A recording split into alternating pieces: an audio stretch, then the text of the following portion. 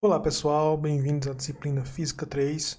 Nós estamos falando sobre movimento ondulatório e nesta aula a gente vai falar sobre as ondas estacionárias e a ressonância. Então, antes de falar sobre isso, novamente vamos analisar aqui o seguinte experimento. Como uma onda pode fazer um objeto flutuar? Então, nessa animação aqui a gente está vendo dois objetos, né? A gente está vendo algumas bolinhas que estão flutuando e depois algumas gotas de água que também estão flutuando, e o que faz esses objetos flutuarem é uma onda. Como uma onda é capaz de fazer um objeto flutuar? Bom, antes de responder essa pergunta, a gente vai falar sobre as ondas estacionárias. Então, o que é uma onda estacionária? Vamos imaginar que a gente tem uma corda, essa corda está presa em uma das extremidades e eu gero uma oscilação nessa corda. A oscilação viaja da esquerda para a direita.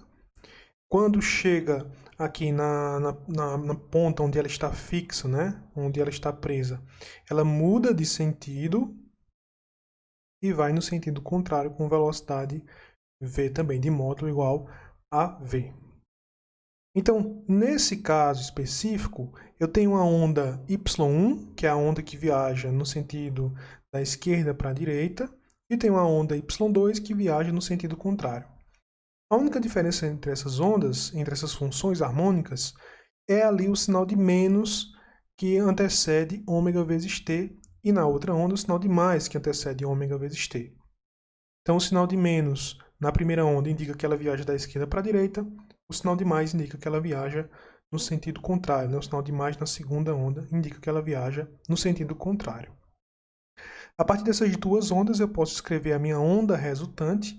A minha onda resultante é uma onda que é a soma das ondas y1 e y2, que eu posso escrever dessa forma.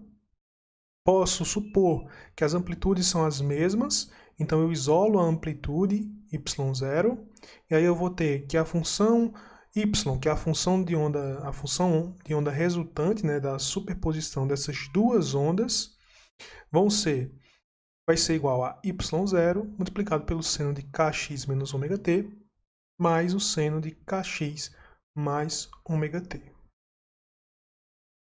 Aqui eu posso utilizar essa identidade trigonométrica, mais uma vez, né? Seno de alfa mais seno de beta, igual a 2 vezes o seno de meio alfa mais beta, vezes o cosseno de meio alfa menos beta. Então, a partir dessas duas coisas, dessa expressão para y e dessa identidade trigonométrica, nós podemos escrever que y é igual a y0, a amplitude y0, vezes 2, seno de meio, kx menos ômega t mais kx mais ômega t, vezes o cosseno de meio, kx menos ômega t, menos kx menos ômega t. Aqui no argumento da função, no argumento do seno ali, eu posso eliminar ômega t, uma vez que eu vou ter menos ômega t mais ômega t. No argumento do cosseno, eu posso eliminar kx, uma vez que eu tenho kx menos kx. E aí eu vou ter o seguinte resultado. Na função de cima eu vou ter kx mais kx, quem vai sobrar, né, no argumento do seno, vai ficar 2kx dividido por 2, fica só kx.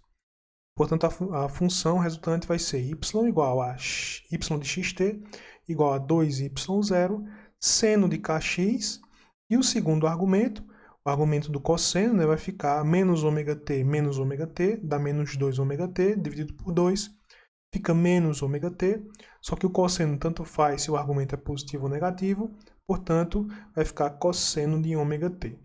E aqui eu tenho a minha função resultante, né? A minha expressão, a minha função harmônica resultante. Y de xt igual a 2y0, seno de kx, vezes cosseno de ômega t.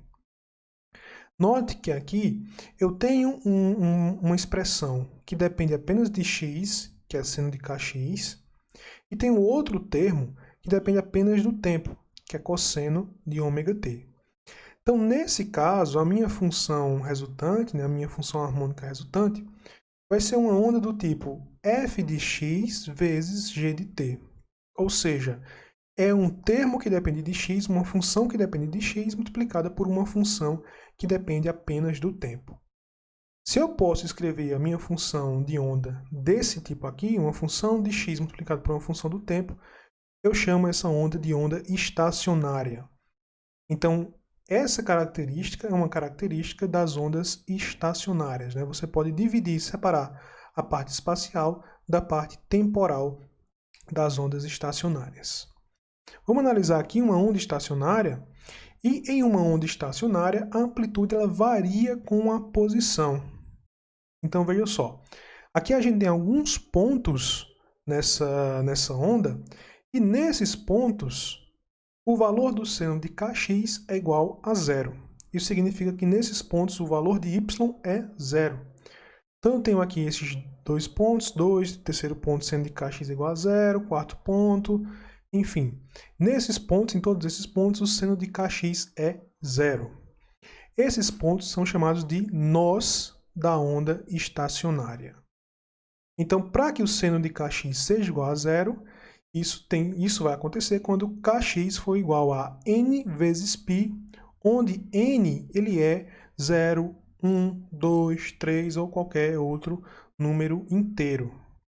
Então, se a gente fizer aqui a substituição para o valor do número de onda, que é igual a 2π sobre lambda, e reagrupando os termos, nós vamos obter que as posições dos nós, ou seja, as posições onde as amplitudes são zero, serão iguais a n vezes lambda sobre 2. Então, a posição dos nós, x vai ser n lambda sobre 2, onde n é igual a 0, 1, 2 e 3.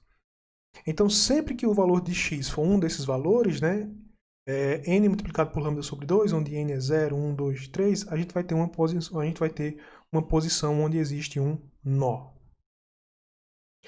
Além disso, a gente tem outras posições onde os valores de y são máximos, ou seja, o valor de y coincide com a sua amplitude máxima. Então, nesses pontos, a gente vai ter o módulo do seno de kx como sendo igual a 1.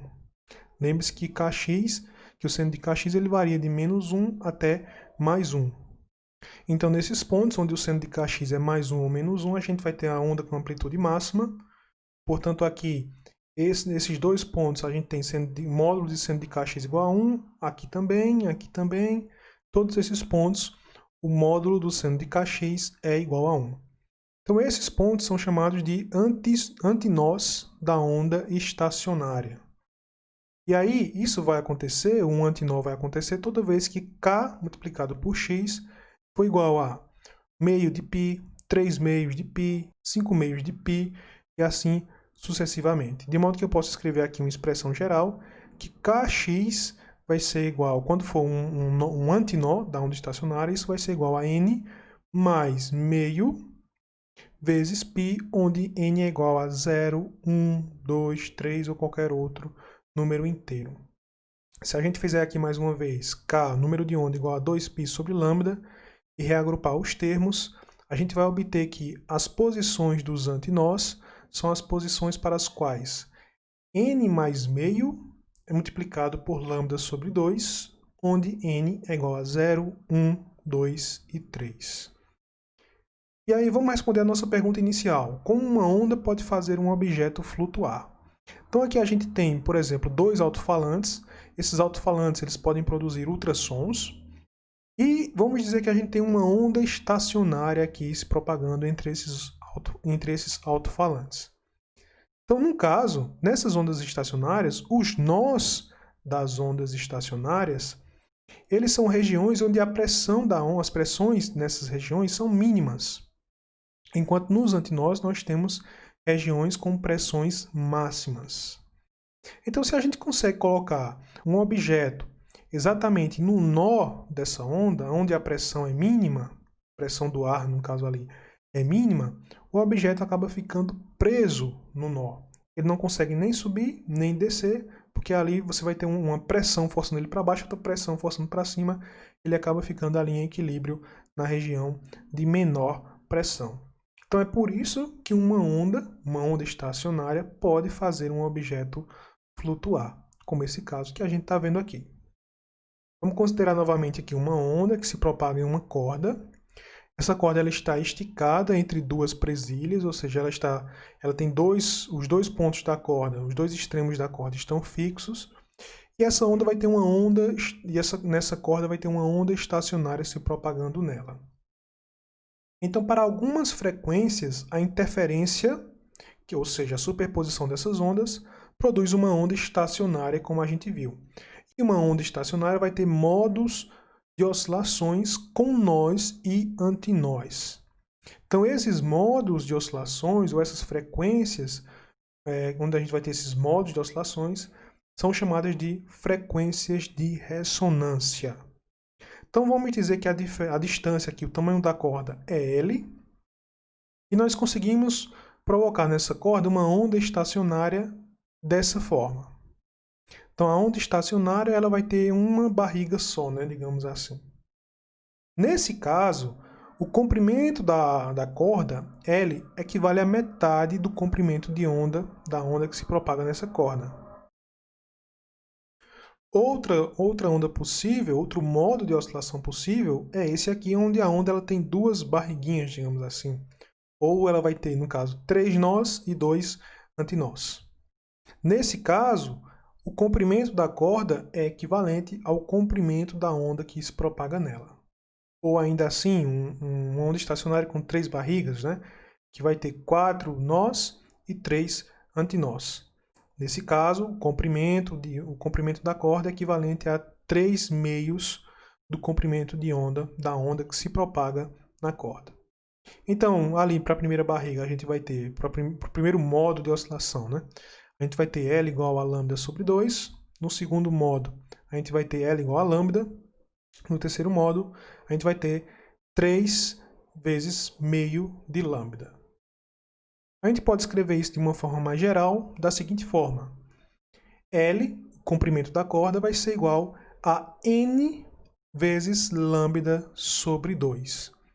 E aí esse N ele pode ter valores de 1, 2, 3, 4, enfim, os números inteiros positivos. Ou ainda, reescrevendo ali o termo de cima, o comprimento de onda ele vai ser igual a 2L sobre N, onde novamente N é igual a 1, 2, 3, 4, os números inteiros. Então, como a velocidade ela depende do comprimento de onda e da frequência, de modo que 1 sobre o comprimento de onda é igual a N dividido por 2L, então a frequência ela vai ser igual a N multiplicado por V sobre 2L, onde esse N ele pode ter valores 1, 2, 3, 4, os números inteiros. Então, quando N for igual a 1, nós vamos ter a primeira frequência possível nessa corda, e isso é chamado de primeiro harmônico, ou harmônico fundamental. Quando N for igual a 2, nós vamos ter o segundo harmônico. Quando N for igual a 3, nós vamos ter o terceiro harmônico, e assim sucessivamente. Quarto harmônico, quinto harmônico, e etc. Vamos analisar isso nas cordas de um violão. Então, o violão ele tem 6 cordas. A primeira corda do violão é a corda Mi. É uma corda que, quando tocada solta, ela vai ter uma frequência, ela vai gerar uma frequência de 82,4 Hz. A corda seguinte é a corda Lá. Quando tocada, gera uma frequência de 110 Hz. Depois a corda Ré, que gera uma frequência de 146,8 Hz. Depois a corda Sol, que gera uma frequência de 195,9 Hz. Depois a corda Si, com uma frequência de 246,9 Hz. E, por fim, uma corda Mi de novo, que gera uma frequência de 329,6 Hz. Então, note aí que nós temos duas cordas Mi, e a diferença entre essas cordas a gente chama de 4 oitavas. O que significa que a corda Mi, que está aí em vermelha, ela tem uma frequência 4 vezes maior que a corda Mi em azul. Ou seja, a corda Mi, que é a última corda, né, a corda mais fininha, ela vai ter uma frequência 4 vezes maior que a primeira corda, que é a corda mais grossa. Ou a gente pode dizer também que a diferença entre essas duas cordas é de 4 oitavas. Uma oitava é o intervalo entre uma nota musical e outra com a metade ou o dobro da sua frequência. Vamos pegar aqui, por exemplo, a corda Lá, né, que gera uma frequência de 110 Hz. Nessa corda Lá, nós podemos ter o harmônico fundamental, também chamado de primeiro harmônico. Nós podemos ter o segundo harmônico nessa corda. Nós podemos ter o terceiro harmônico se propagando nessa corda. Quarto harmônico, quinto harmônico, enfim. E a gente também tem, o que a gente tem na realidade é uma soma de todos esses harmônicos. Então a onda resultante ela vai ser uma onda que é formada pela soma de todos esses harmônicos que estão se propagando na corda. Então essa soma dessas ondas diferentes vai dar algo mais ou menos assim. Então esse é o padrão da onda que se propaga na corda do violão, na corda Lá, por exemplo. E aí o que acontece? Como a corda Lá ela oscila várias vezes, essa vibração passa para o ar a seu redor e se propaga, né, na forma de onda sonora. Então, como ela está oscilando diversas vezes, você vai ter diversas oscilações do mesmo tipo. Então, a soma de todas essas ondas harmônicas gera o som característico do instrumento, que a gente já falou sobre isso, e a gente chama de timbre. Então, a corda Lá, que é uma corda que, quando tocada, vai gerar uma frequência de 110 Hz. Ou seja, a frequência dessa onda aqui, dessa onda resultante, que é a soma de todas as ondas, todos os harmônicos possíveis na corda, essa frequência é de 110 Hz, que é a frequência do harmônico fundamental. Por enquanto é só, pessoal. Até a próxima.